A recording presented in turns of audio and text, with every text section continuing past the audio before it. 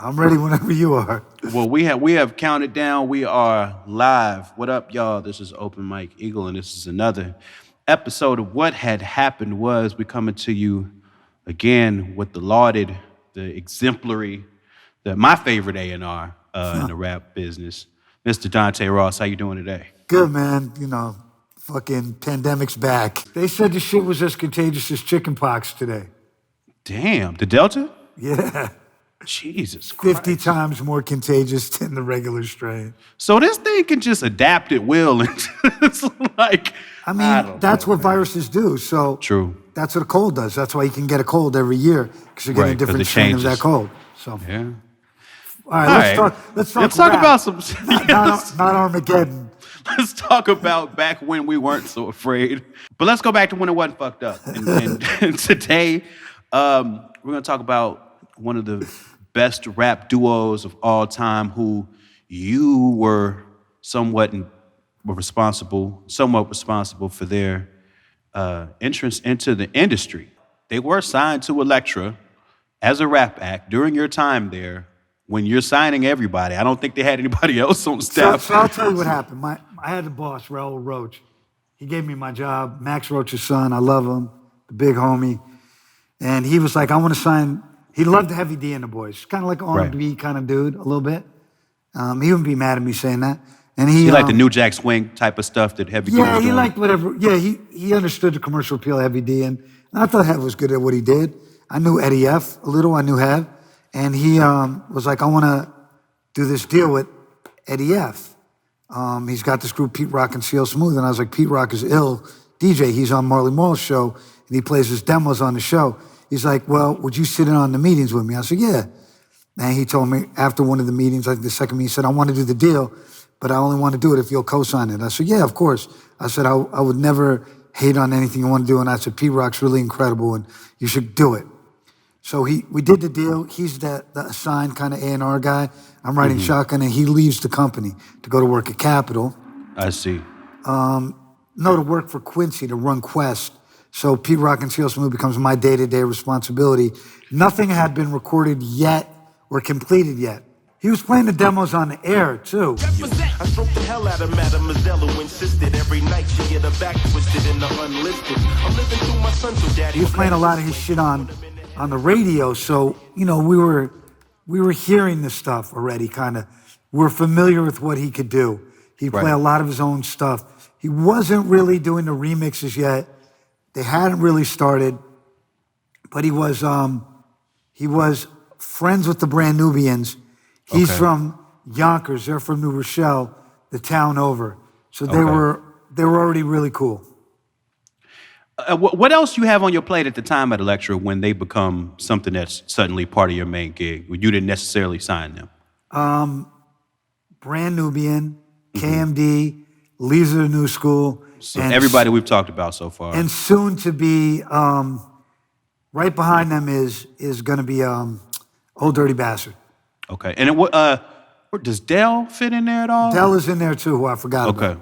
Okay. Dell's in there too. So go with the flow of the creator, all sold out, and Good Life, we're all on a demo. Got you.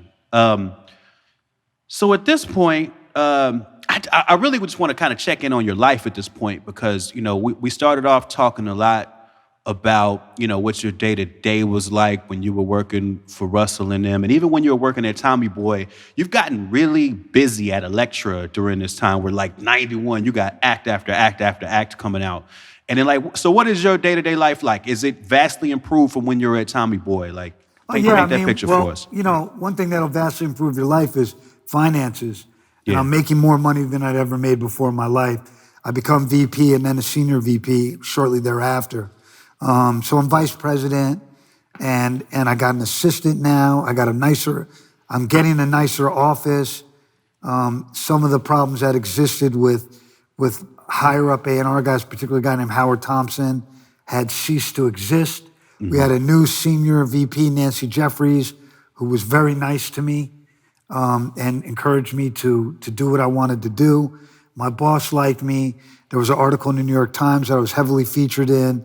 Okay, wow. I was also in Paper Magazine as like one of the 20 coolest people in New York. And so, like my profile was pretty high, like, and I'm dating like this girl who's like kind of the it girl in New York. She's my like living girlfriend. And I'm going to like, I'm hanging out at a lot of like, I'm walking the line between like hanging out with like people in the Hamptons and like groovy, like arty people and like being knee deep in hood shit because of my job. So, I'm like a quintessential downtown kind of white, cool kid. And it's weird to say, but I was like one of the it people of the moment. Like when, my profile was high and,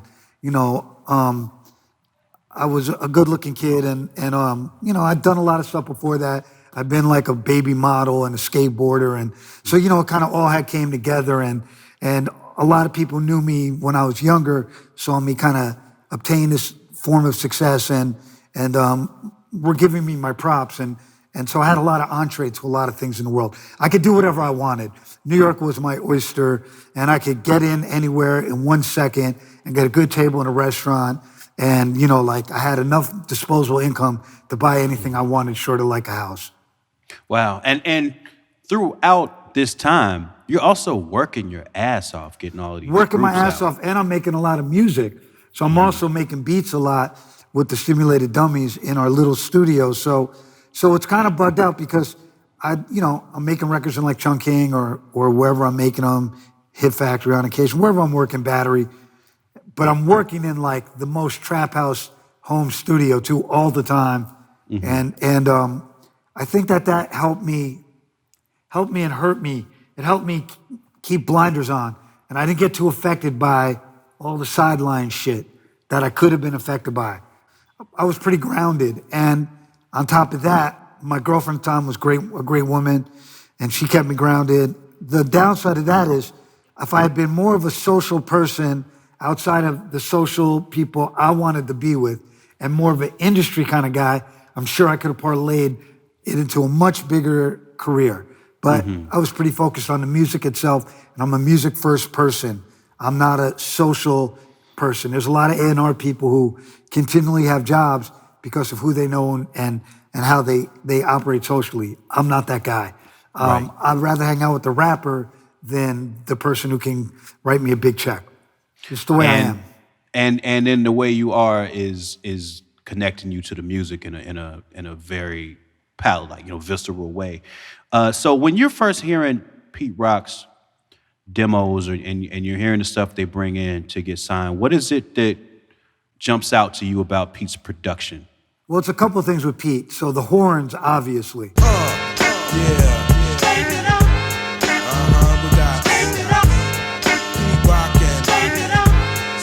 No one had used horns like that before. Maybe 45 King, but he used them differently. Pete had all the like crazy delays, the quarter note delay on the horns and all the reverb on everything. And everything was super bright. Yeah. The drums are super duper bright. And he's stacking and layering and chopping drums in a very unique way. So he's using bits and pieces of drums and a snare from Long Red on top of a chop of Funky Penguin with substitution in there, right? And the way he's mixing, matching, and layering breaks is crazy. And the records he's using are crazy. And the filter bass line shit is next level. So it's got a SP1200 kind of swing to it with these crazy horns that are super bright and these really loud, bright, defined drums. I don't think anyone had ever defined the drums. The definition in drums wasn't ever done that way before. Only Tribe, I'd say, had come close. But Tribe is more of a study in minimalism. Right. Pete was more complicated the way he chopped stuff. Large Professor's somewhere in there too. But Pete shit slapped harder because it just was so bright. And then what did you think of CL, hearing him the first time? CL to me, it's like, I think he's underrated. He was, to me, like an instrument. So some singers sing like an instrument. Gregory Porter, for one, right? Like, it's kind of a jazz way of singing. Nina Simone did it sometimes. Even Bobby Caldwell.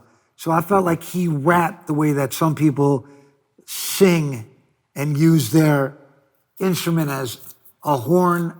They use their voice as a horn instrument or a string instrument. Went down from out of town off the wicked streets of New York trouble. Me and my man mapped the plan to make a hefty bundle. Blessing weights and listen to greats from the basement gates, making the dub plates that cause quakes in other states. So I felt like he was complimentary, but maybe not exemplary. He wasn't Busta Rhymes, Right. but never did he hurt a song whatsoever. Exactly. He was a perfect complement to what Pete was Exactly, doing in and the that tone way. of his voice matched the texture of the music. Since they came in the door with Heavy D, and Heavy D was signed to Hev Uptown. wasn't in it. It was Eddie F. Eddie F. Heavy D's DJ, right? Eddie F. and his man D Black, who I knew from a friend of mine, Jessica Rosenblum, who was a big promoter. And they were good friends. She was friends with Puff and all them, and I knew that crowd of people. So I was familiar with them, and Dio was my man. Eddie was always super cool with me, and Eddie is a very nice person. So it was very, and I trusted Eddie, because what people don't know is Eddie really, with Hev, shaped a lot of that, and he's a strong component in the whole DNA of Uptown Records. So I had, you could say I knew I had a very trustworthy A&R person on their side of the fence already. And then you have Pete, and Pete's on autopilot, because Pete is, at this point, one of the most creative producers in all of hip hop. And you can be a creative producer, doesn't mean you're one of the best, because maybe you're too creative. He was one of the creative and most tangible, AKA the best producers in all of hip hop. And I felt this, but it was confirmed to me by all my peers. Large Pro, Q-Tip, the Beat Nuts, blah, blah, blah, blah, blah. Everyone knew how good Pete was. One thing I was curious about, though, since they were in that Uptown universe, like, do you know why Uptown didn't just sign them? I don't think Eddie wanted to do it Uptown. I think he wanted to have his own piece. Exactly, that makes sense. Take it Untouchables somewhere Entertainment. else. So why, when you guys signed them, like, what's the decision to start with an EP? Like, why that decision? We wanted to get their beak wet with no pressure, and it worked and didn't work. Pete had so much material. He literally had 30, 40 songs. He had so much. He was making music all the time. He had a lot of music, and he didn't want to just put out a single. And God bless we put out an EP, because Go With The Flow was the first single. That's the A side. The B side is The Creator.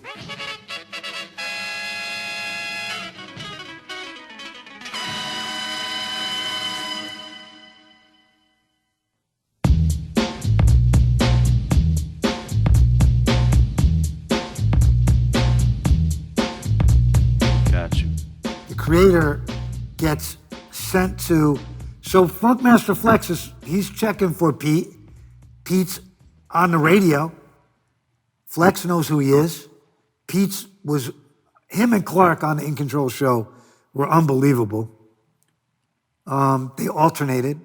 Pete was killing it. So Pete has a big rep as a radio DJ. Flex gets the record. Jessica manages Flex. Jessica's really close with D Black, Dio. She goes the extra mile. We get it in Flex's hand. Flex does something he would never do now, because there's no A sides and B sides. He flips the record over and he starts playing The Creator. And I remember he literally saw me. He's like, yo, you got one, but it's the B side, and it was The Creator. That's so interesting. He starts playing it on the radio. And that's how it broke, not in the clubs. He started playing it on his mix show. All the clubs picked up on it. All the club DJs started playing it. The Creator with Pete Rock rapping was their first hit. That's really interesting, right? Because this is before they really come out as a group. So then, is there any thought to did Pete being a solo artist, or is it still, pretty full steam ahead with the group? It's full steam ahead with the group, and I'll explain why.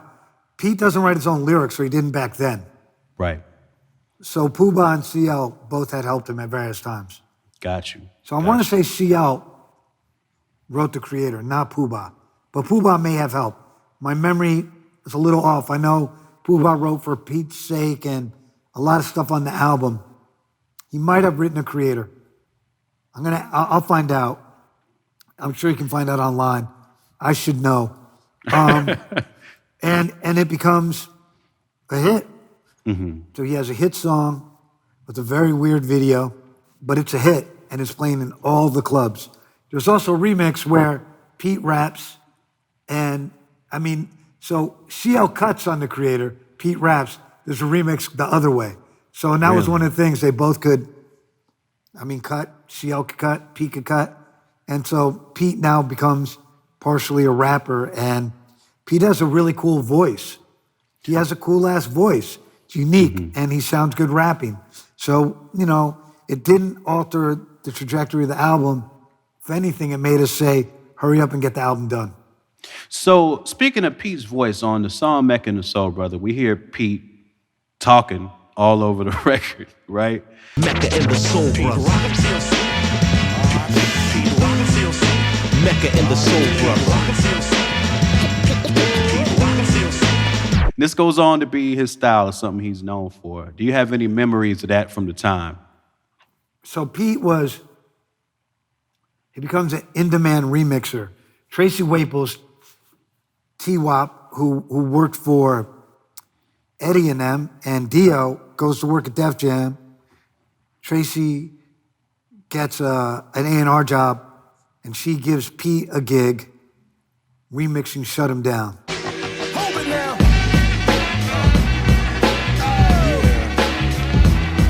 Come on. Another Pete Rock remix. Check it out.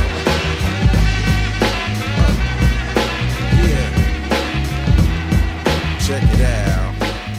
Shut 'Em Down comes out, and his remix is a hit. Pete is doing ad-libs on it. He is rapping on it, and it becomes a thing. It becomes a thing. Everyone wants that. So, and his rap on Shut 'Em Down is amazing. Full respect, check one, hit the deck, let the man of the hour commit the soul power. For once I got to say, shut 'em down on a regular, causing mass hysteria in your area. Funniest thing is, he's doing tons of remixes. He does an Adore remix. He does Shut 'Em Down. He just jump around. And he uses Potbelly on all three of them. Wow. He used the Let It All Hang Out shit, the California Soul, the Gerald Wilson one, and he's taking the same records and flipping them different ways. He's doing all this creative shit, and his trademark sound becomes him doing the ad-libs. He starts doing the ad-libs on everything he does, and he starts rapping on everything he does, including a Jump Around remix, which is also a hit. Get up, pack it in, let me begin. I came to win, battle me, that's a sin. I won't ever slack up, punk, you better back up. Try and play the role and you're the whole crew will act. And he raps on it, and it's a club hit in New York. So he has, before his record comes out, Shut 'Em Down remix hit, Creator hit, Jump Around hit. He has 3 hits that he's featured rhyming and doing ad-libs on before his album drops. Wow. So the EP comes out, and you say part of the reason to do an EP was to not have too much pressure. So I'm assuming that means not crazy expectations. And I want to say it was Eddie F's idea to do the EP. Okay. But, the thing with Eddie, so I kind of inherited it from Raul. And I trusted Eddie a lot. Eddie knew what he was doing. He had more experience than me, or at least as much. He'd been in the game longer than me. So, I never really questioned anything they did. The one thing I questioned was they had this photo shoot for the first album that was terrible. I don't know who styled it, but Pete and CL had Cavaricci pants on and paisley shirts, and they were dressed like Heavy D's dancers. Ah, okay. And I was like, that gotta go. And I remember being scared to say can I dead this photo shoot? This just ain't right. And because it costs some money, and they were like, yeah, and we deaded that shit and we did a new photo shoot. So how is the EP received? Did it meet the expectations you all had for it? Exceeded. Wonderful. Okay. Exceeded. The Source loved it. The Source counted back then. Flex was rocking with it. And every producer I knew and everyone I knew was asking me about Pete Rock. When's it coming out? So the album comes out, Mecca and the Soul Brother, comes out in June of '92. Yeah.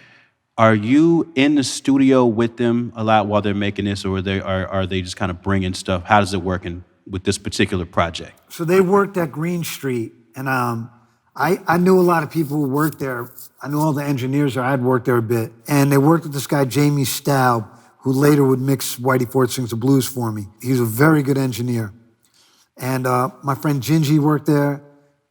Like he was my boy and shit. And all these other people. So I would go by, but it was different than me going by to one of my Chung King sessions because I kind of gave them a lot of space, and I would go by and with everything they were doing and wanted to explore. I didn't want to be obtrusive, and I wasn't. I usually ordered food for them and maybe smoked a little weed with them, and that was it, man. I probably, when we made that album, you know, if I'm doing like a bus, well, like a lot of records I go every day. I didn't necessarily go every day and sit there all day and work out the studio. I would I work at the office, go home, and then swing by the studio for a minute or two on my way out to do shit. Just say what's up, see what was rocking, ask for any mixes, get the tapes, that was it. So the stuff you're hearing in these sessions, this stuff you feel like is gonna live up to the expectations that are building for the album? I think exceed the expectations. I was more than pleasantly surprised and enthusiastic. You know, he also made a lot of music for that record. He did some things that I'd never heard anyone do on a record before. And as much as I was his A&R guy, I was picking up techniques. I was studying and asking him how he did things in as subtle a way as possible. Pete then and Pete now are different people, as am I. He was very innocent in a sense and incredibly open and polite and generous with his knowledge and information. I never had a bad moment with Pete or CL in the making of that entire first record. Speaking of him doing things on records that you never heard before, let's take a song like For Pete's Sake, for instance. Song starts with an interlude beat. Bust it. Here comes the rugged one, bust the way I flip it. I collect the loot and then I knock the boots. A smooth dark brother, fun to be called a chocolate lover, 'cause I could do. And Pete had some of the best interlude beats ever, let alone the songs. Did you ever talk to him about, you know, what you might have, what it might have seemed like maybe they're not getting the most out of some of these beats because they're making them such short things instead of like full records? Not really, man. I felt like Pete was really, he was really on a path, and I didn't want to fuck that up. I felt like Pete needed to be left alone to be Pete. And if I messed with him, I might mess with his art. And I did not want to touch that art. His art was beautiful the way it was. And without sounding, well, Pete had no pretense about his art. I don't think he was aware of how incredible or beautiful some of what he was doing was. I think he approached it very blue collar, no pretense. He's in his own world. If you know Pete, he lives in his own world. He's into comic books and records and DJing and basketball and football, and he loves the Giants and the Knicks, and he's a very unique individual. And I'm not insulting him. He's a bit of a nerd in a weird way, like in a cool way, you know? In like a record nerd, like comic book kind of way. Like, and I don't mean a nerd, but you know, he's like a comic book dude. Right. Pete's in his own world, man. You know, the basement, that's Pete's world. And that record, a lot of that is Pete's world in his head. And you know, he was a really, he was a happy guy. He was a nice person. He was young, and I don't know if he had very little ego at that point. I don't think he was, I don't think he knew how incredible he was or how incredible what he was doing was.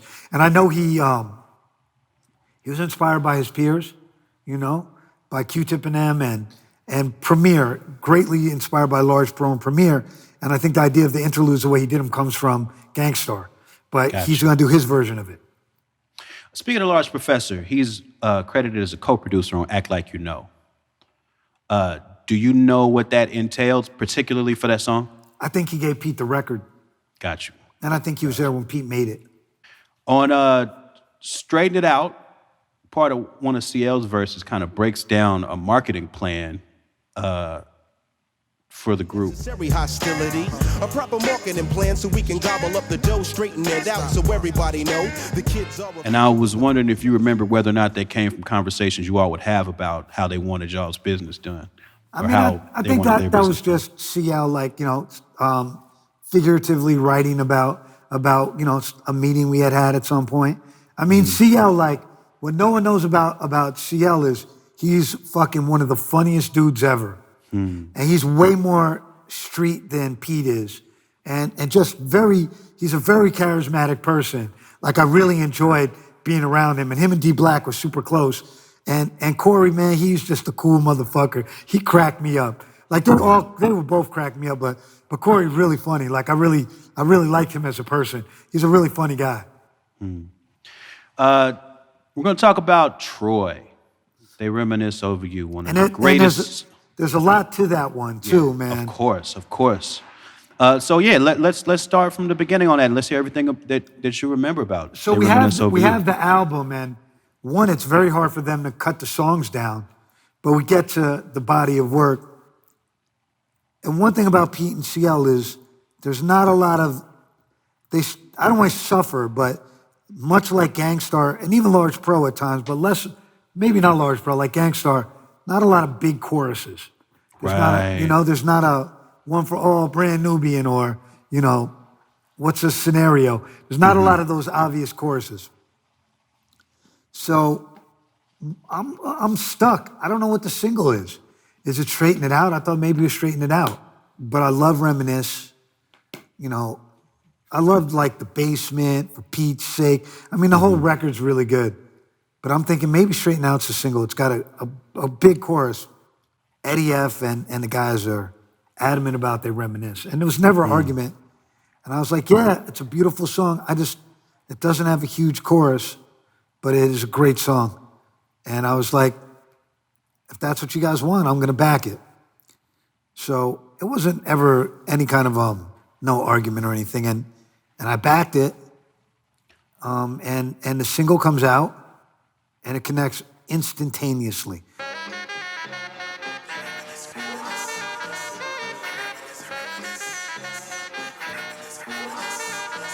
I reminisce. Yeah.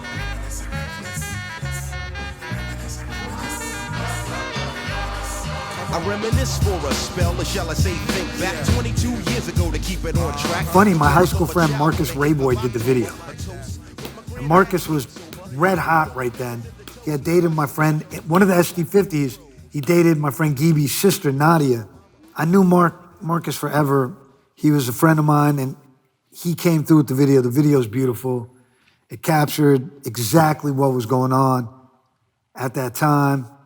Stylistically, it felt at one with the song, and it started to get play on MTV relatively quickly.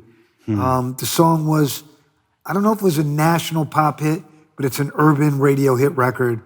Big in New York, big in the tri-state, big in the nightclubs, and a beautiful record. And the way it starts off with just the horns by itself, you have to slow down whatever you're doing. It's one of those records you can play it against any record because the tempo is not at the front of the record. There's no drums.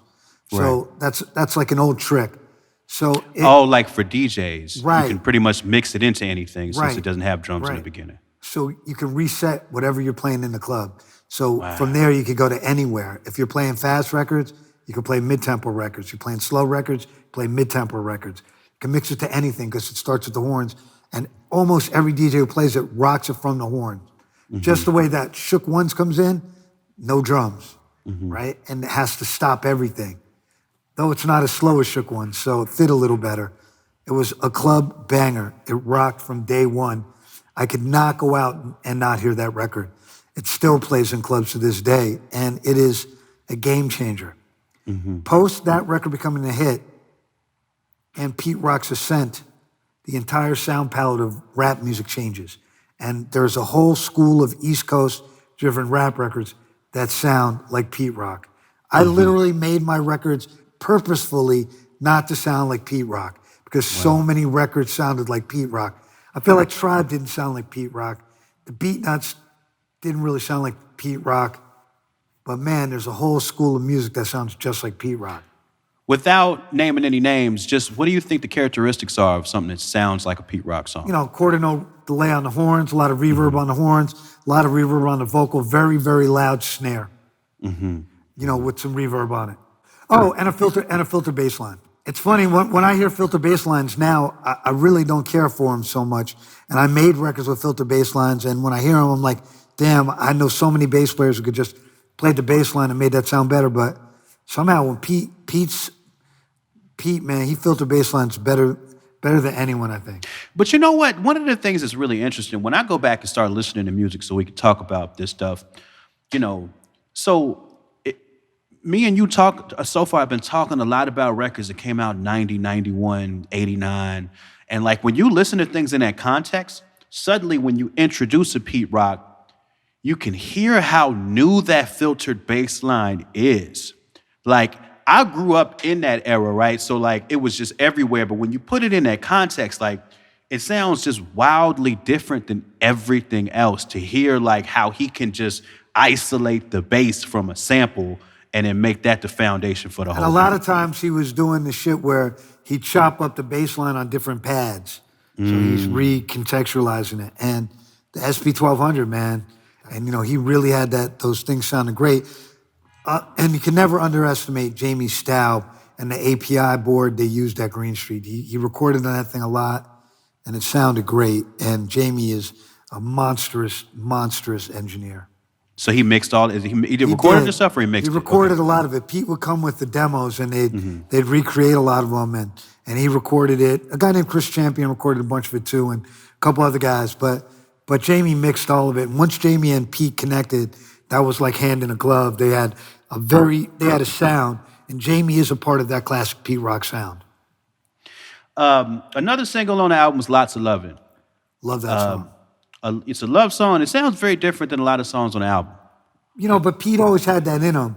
And like, you know, Pete is Carmel City on the main ingredient. Pete is, you know, he's close to the Uptown thing. Heavy D is his cousin. You know what I mean?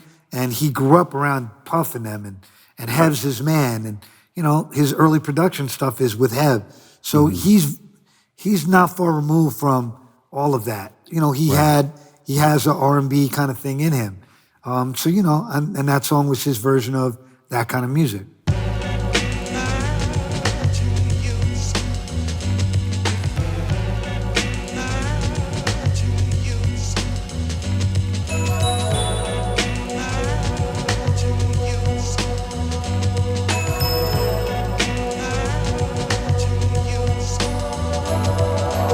On the basement, you got Heavy D, rest in peace. You got Pete's brother, Grap.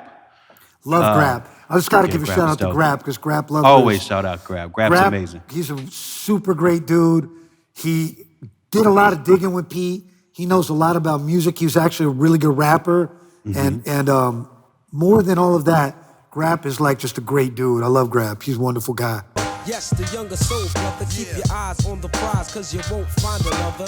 When the funk is played, the rhyme I display, quick to bust a dick, so don't slip in the way of the kid with the flavor. The party people say. You got Grap and Robbo that go on to form I&I. And D-Da Baby Pa. I love D-Da. D-Da used to murder these He was features. so good. He never came out. And he was so good. He was signed, too, to Pete's production deal. They had a deal to Elektra, and for reasons I can't get into right now, they never were released. And D-Da, he was a real street dude. That was Sadat X's man. And D-Da's a legendary cat. Wherever he is, God bless. I hope he's okay. So were D-Da and I both on that same Pete Rock production deal? So were. whatever happened, okay. So that covered both of those. Faking Jacks. Yeah, I had a New York hit, and they never came out. To be released on the track, killing two birds with a stone in a sack. And writing exact on all point is where I'm chilling at. When that began, that be here in the pit. Yeah, I loved all of that stuff. So that whole little world, man, like all that stuff's real fascinating to me because I loved all that music a lot.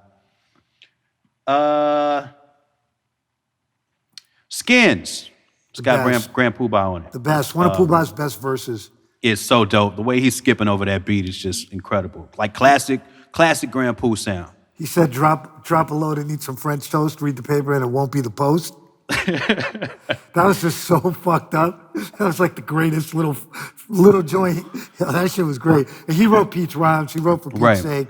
Yo, I don't even know if he got publishing on the records. You know, he went and did it on the love. Pete gave him a beat that we never used for Brand Nubian. The Pooba Max were like, yes, sir, honey.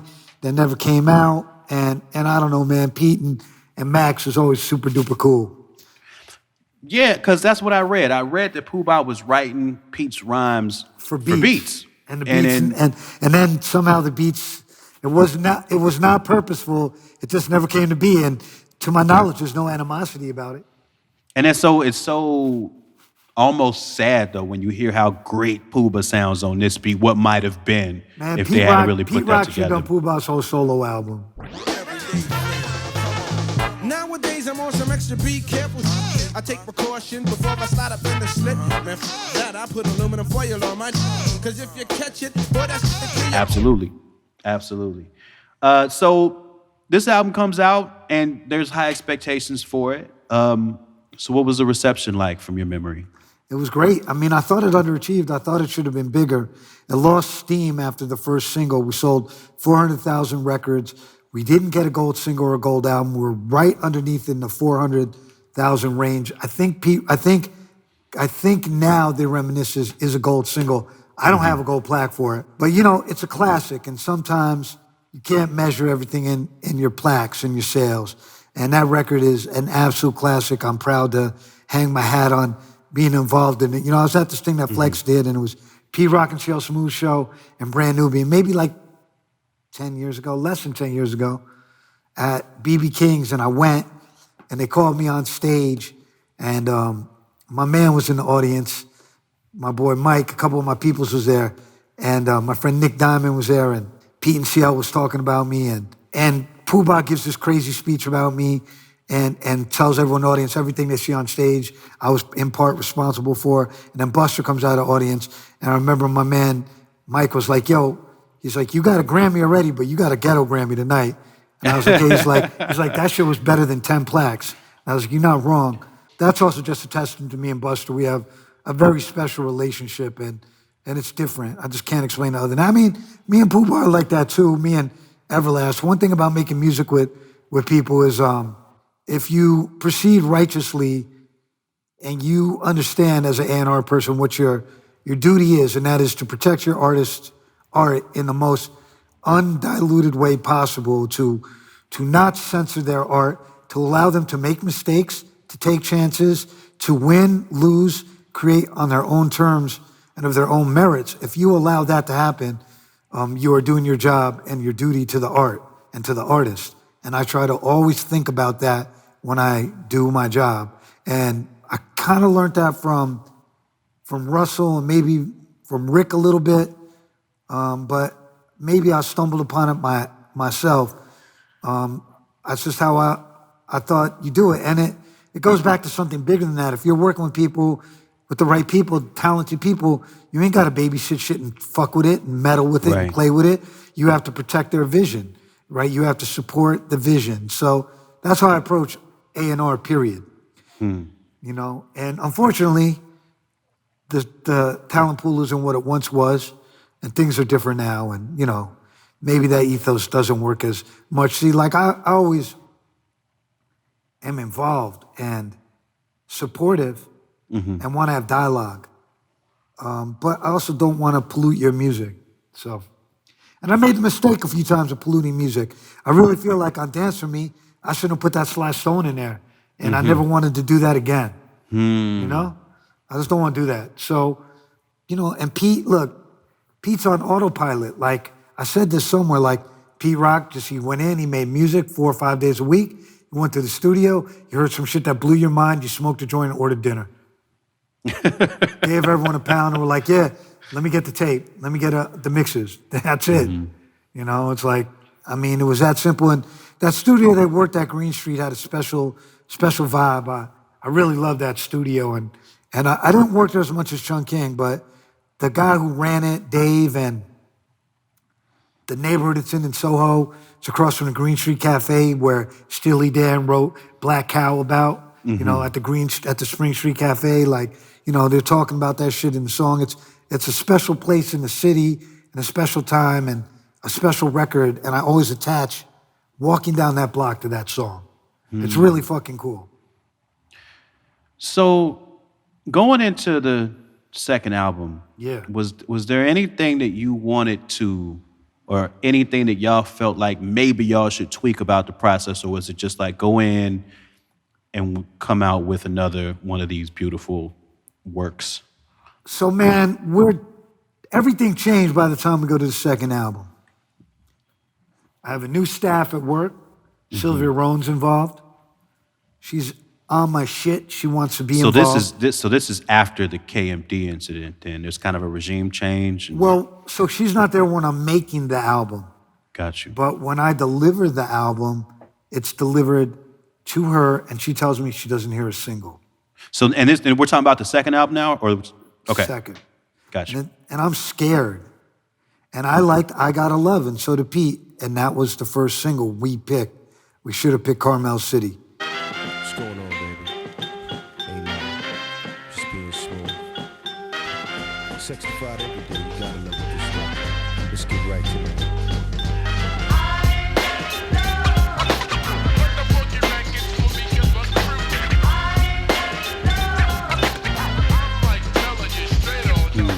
We didn't pick the right single. She didn't like it, and it didn't fly. And we got a record that didn't perform like the first one. And the group had a lot of tension around them. Eddie F's no longer involved. Dio's no longer involved. Ruddy, rest in peace. Pete Rock's brother is the manager. It's just different, man. And the whole atmosphere at the job is different. I'm getting second guessed a lot. You know, not to discredit Sylvia Roan, but she's going and talking directly to the band and not involving me in the dialogue. Okay. And it's hurtful to me, and I think doesn't do the band a service. Right. I don't think she knew the music the way I did. Do you know any of what she was saying to them? Like what she was trying to make happen? Well, she wanted to know if I was terrible or not. That's one thing I know for sure. She was definitely trying to find out if I sucked. She's doing recon, okay. You know, and they wrote for me. They came back to me that they loved me. You know, and she was contemplating, I think, sending them back in and didn't. But I also think she was like, I could probably put this out and get rid of it and have an excuse to get rid of D. Ross and blah, blah, blah. I think there might have been a bigger idea at play. I don't know, maybe she wanted a hit record, but it wasn't a hit record for various reasons. I think it's a phenomenal record. It doesn't have a They Reminisce on it. Right. So they put out this album. Y'all put out this album in 94. 7 months later, the group was broken up. Yep. Eddie not being around and Dio not being around, it was different. There were some other elements, AKA the Young Guns around, and those guys were... Who was the Young Guns? So the Young Guns were, I don't want to say gang, but a nefarious group of guys from Mount Vernon, Yonkers area. I mean, Pete's from Mount Vernon, not Yonkers. Right. Like I said Yonkers earlier. They're all from Mount Vernon. The Locks are from Yonkers. They're all right next to each other. And they were wild dudes. They're guys who were, you know, in the streets, doing what people in the streets do. And they somehow were signed to Pete Rock's production deal too. And there was a lot of people around Pete who didn't necessarily have Pete's best interest at heart. And CL is not going for that bullshit. He's kind of more, you know, he's not Pete Rock. He also doesn't have anything they want. They all want something from Pete. Right. So, you know, there was a lot of things distracting Pete, and I think he was put in the crosshairs a few times. And, you know, there's that going on, and then there's the need to repeat, and there's all the chatter that CL's not the one. You should be rocking with this one and that one. Got you. And meanwhile, he's in demand and producing stuff for Nas and Run DMC and everything else. Right, all that. So, you know, Pete's the star. It's Pete Rock and CL Smooth, not CL Smooth and Pete Rock. You know, it's like Jazzy Jeff from Fresh Prince, but CL doesn't get a Fresh Prince look. So, you know, that's where it is. And I think Pete has some resentments towards CL and vice versa. And there was bad juju around it. So quickly, let's talk about the singles, right? So I Gotta Love is what y'all ended up going with. Yeah. And when y'all look back at it like that wasn't a move, then y'all dropped Take You There. Check it out, check it out. Oh yeah. Back again with another hit, smash. Pete Rock, CL Smooth. What do you think about that one? Or what was the conversation around that one? I didn't personally like Take You There so much. Sylvia Rome picked that record. Right, because that seems like a dancey kind of record a little bit. Like it's kind of up tempo. Like, but did it go in the clubs? Were people playing it? Nope. I see. Carmel City connected in the clubs a little something. Let me take you on a journey through Carmel City. With CL's God and the ladies gotta hit me off. Balling on the set now, baby, what's the matter? When all this is hot sex served on the platter. Into my flow so I could hit this show with something rugged. It's mainly how all the honeys dug it like every single Carmel City day. was dope. And then y'all dropped Searching, Yeah. which I think is an amazing song.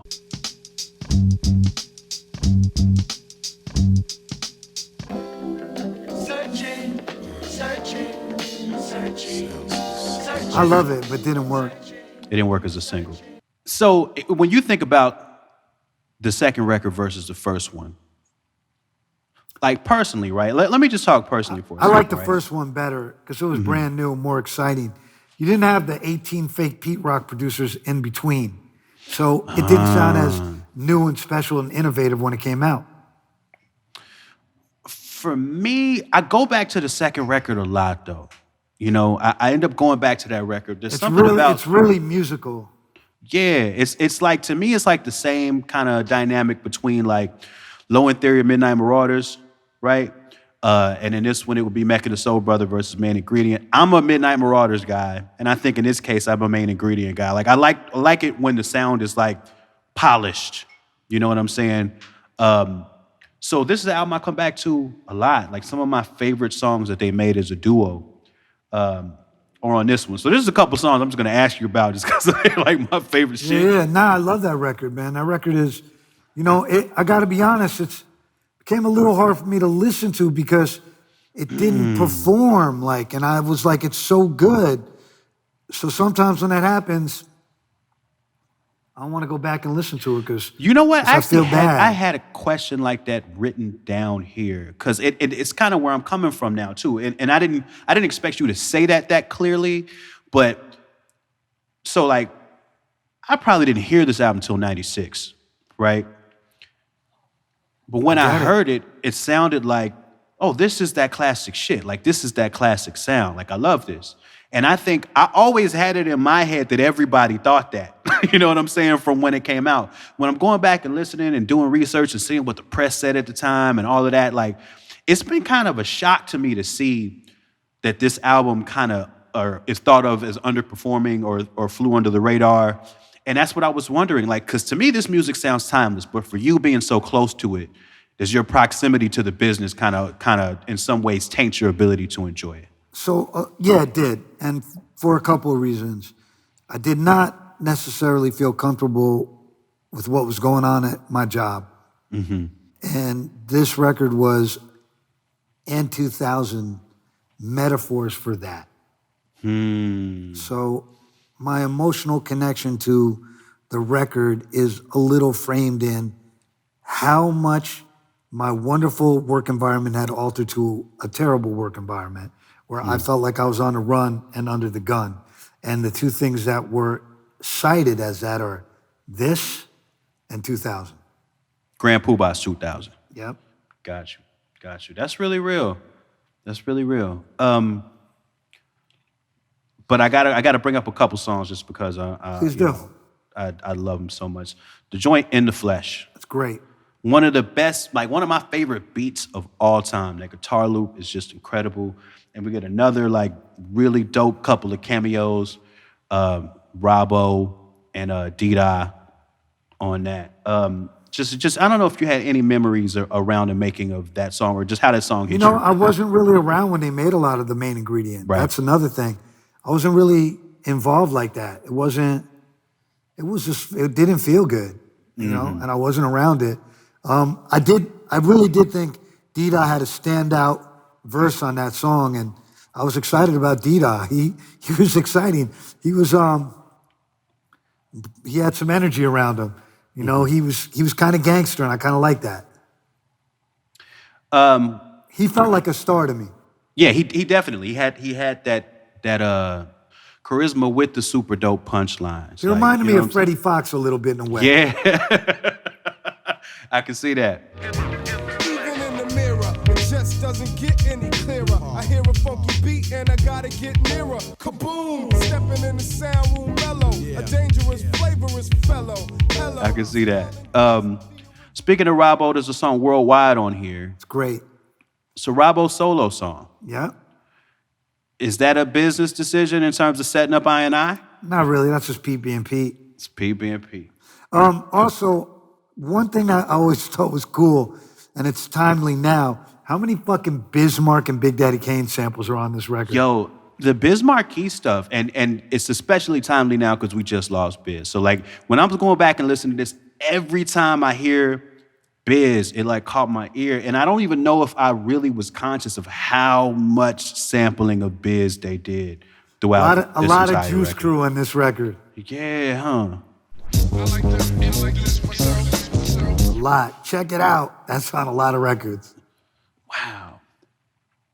And now, and that's just Pete being Pete again. Just like that's Pete, the bag he was that's in. the shit that Pete loves. It's funny because Pete's production style is all over Whitey Ford Sings the Blues. And I used Jamie to mix it because I wanted my drums to sound different than they usually sounded. I even had the Check It Out sample on there, and we realized it was going to cost us a lot of money, so we had Everlast do it ourselves and do the beatbox, but we had the Biz samples in there, and we had Biz and the Kane sample, and I used a lot of little things like that. And there was a big. When I made Whitey Ford Sings the Blues, I wanted to make a rock version of Mecca and the Soul Brother. Musically, that was a lot of my influence, a really big influence on me. And all the way I did production, live snares down the track, and just shit that was like very influenced by Pete. Pete was a huge influence on the way I made records, and you know, Pete was one of the best, man. He kind of stayed locked in that sound. And it's kind of still very connected to that sound, but man, he's a bad motherfucker. That's real. That's real. Speaking of Pete, one more time, Escape on the record is another Pete solo song that is awesome. I check it out. Yo, 1, 2. I check it out. Escape.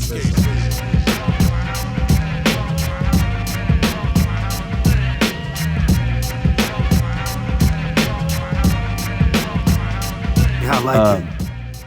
Do you know if Puba wrote that one too? Or was that CL? I believe Grand Puba wrote that. Nice.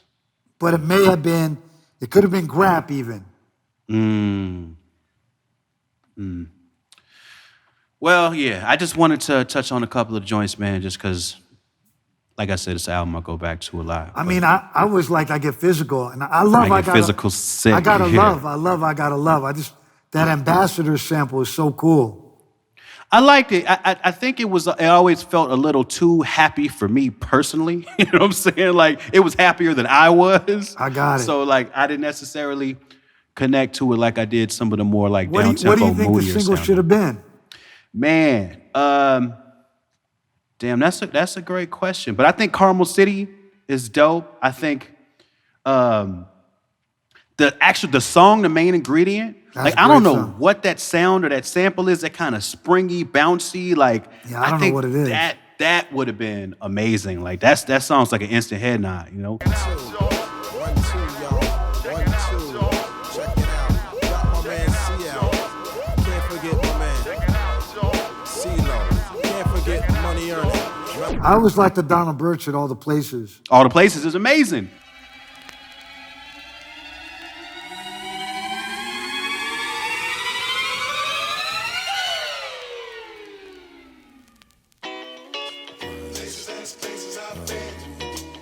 I've been in places before.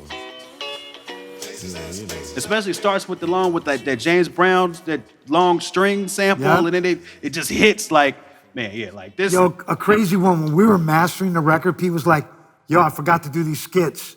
The mastering guy was like, what do you mean? He's like, yo, I want to come and drop the skits. And he was like, you can't do that today. And he showed up the next day, 2-day mastering session with his SP1200 and dropped the skits right to tape. Right after So the 1200. the interludes? Yep, that Incredible Hulk one, right out of the SP1200 onto tape. Wow. Yep. It's amazing work, man. Absolutely amazing work. And it's just something to go back and Man, I just wish it had done better, man. Yeah. You know what's funny It about should that? have. You know what's funny? Like, so you know what Fatboy Slim is? Yeah. So Fatboy Slim was, I guess he was popping. So I was in this restaurant and I sat down. It was in Soho at this Japanese restaurant. And I looked over and I seen Money. He was there. He had been in a band called the House Martins. They were on Elektra. They had one hit before he was, and then he was dubbed international. The Just Be Dubbed to Me, the Guns of Brixton sample. You know, that was kind of a hit record, right? Beats International, I mean. So and that was on Elektra too, Fake Soul to Soul record. And I sat down next to him and I said, Norman Cook? He looked at me and said, yeah. I said, Dante Ross. He looked at me like I was a piece of garbage. And then I was like, yo. I was like, yeah, you know, I worked at Elektra, like, you know, and he looked at me and I was like, yeah, we want some gangster shit. And I was like, you took that right off my Hard to the Left VHS tape. And he was like, that's you? I was like, yeah, CL Smooth's voice. You took it right off the VHS. But don't worry, we ain't gonna sue you.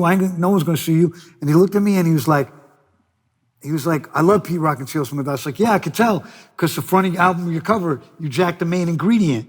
Ooh. I said, that's the same exact picture. And he's like, it is. It's inspired by that. I said, yeah, of course it is. And then he looked at me all funny, like, and I was looking at him like, yeah, that's right. I put you on blast. I didn't say it. But then I seen him like a few years later at the Grammys. We were both nominated. We was walking in together. And he remembered me vividly. He was my best friend that day.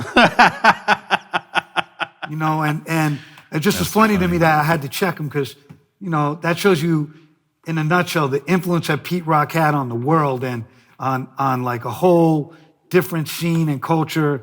You know, a guy like Fatboy Slim was greatly influenced by Pete Rock. And you look at Luke Cage, and every title of every episode coming from. So the first one was Gangstar, and the second season was Luke Cage. I mean, was Pete Rock and CL Smooth. After they broke up, did you try to sign them to solo deals? No. Or no? No. And Pete Rock got his compilation deal at Loud. It's like we always say that first record is often the biggest, bestest one because your whole life force goes into it. And I don't want to say that was the case with Pete, but you know, that first one is the moment in time to me. Mm-hmm. Mm-hmm. Very few rap groups get better with releases. Tribe's one of the few. Yeah, I think that's safe to say. And then how much longer after they left, especially since your work environment has gotten markedly worse, how long did you stay? Me and Emily, I think they were still on the label when I left, but we knew the end was coming. They were getting dropped. Yeah. It was clearly going to happen, and there was all this minutia over Pete's production deal. Sylvia was not a fan of it, and I knew that she was going to get rid of that thing. And you know what? I believe she intended to make me the scapegoat, and I was out, so I was the scapegoat. Damn. Yep. So, what year did you leave? It's a little blurry. I want to say 95, because I do Everlast in 97, 98, and I was at Def Jam, not going to work for at least 2 years before I did that. Mm-hmm. So I leave. The last thing I did at Elektra is Old Dirty Bastard and start the Buster record. Mm-hmm. Pete's getting thrown to the wolves. Pooh Bah's going to get thrown to the wolves. Dell's getting thrown to the wolves. And Dirty and Buster are going to live. And everyone else is going to get... And KMD already got thrown to the wolves. They've been gone. Yeah, KMD was the first ones to... I would dare to say Silver Roan doesn't know that MF Doom and KMD are the same person. I believe that. I think there's a lot of people in the world that don't. It sucks for people in the music business that worked with him for that to be the case, but it's not surprising. No. And I think if she was asked about Black Bastard, she wouldn't recall being weighing in on the artwork or its offense. And probably has no cognizance that was also MF Doom. And probably loves MF Doom because everyone's supposed to love MF Doom now, not because they do love MF Doom. And that's not to vilify her. That goes for a lot of people. I think everyone's got to say they love MF Doom now, or you're a sucker. But Yeah, man. It's funny that I used to listen to MF Doom when I was in high school, right? Like his first MF Doom singles came out in '97, and I was hearing them on college radio and running them shits back over and over and over again. And me and my crew, we was part of the weird folks. You know what I'm saying? Like everybody was listening to Tupac, and they were confused by what we listened to. But fast forward 10 years, them same people was on Facebook talking about MF Doom. You know what I'm saying? And I wonder if they only knew about him from Gorillaz. Where did they find out about him? I still don't know. Did they listen to Gas Straws and all that? Nah, I think if anything, they it might have been around food, like maybe even like Danger Doom or something like that, where they kind of heard of them. But everybody wants to act like they was down from the beginning when I clearly remember. I mean, look, they were not. Everyone wants to give everyone their flowers when they die, right? Like I was thinking about it, and I think about it all the time. Like when I die, there's motherfuckers who I know didn't check for me and I didn't necessarily care for who are gonna sing my praises, That's just gonna happen. And I told a few people, if so-and-so comes with some, how much they miss me, go punch that motherfucker in the mouth. Because that motherfucker's not my man. There you go. And I think, that's a good place for us to end off this conversation, man. I think that y'all's partnership, you and Pete and CL's, and even if you were, partly just the conduit for the label, it's just, I'm really glad that was able to happen. I'm really glad that music was able to come out. Next time we sit down, we'll talk about Del the Funky Homo Sapien. Thanks for watching that, and if you dug that, leave a thumbs up and say what up in the comments, and make sure to subscribe to Stony Island Audio for more.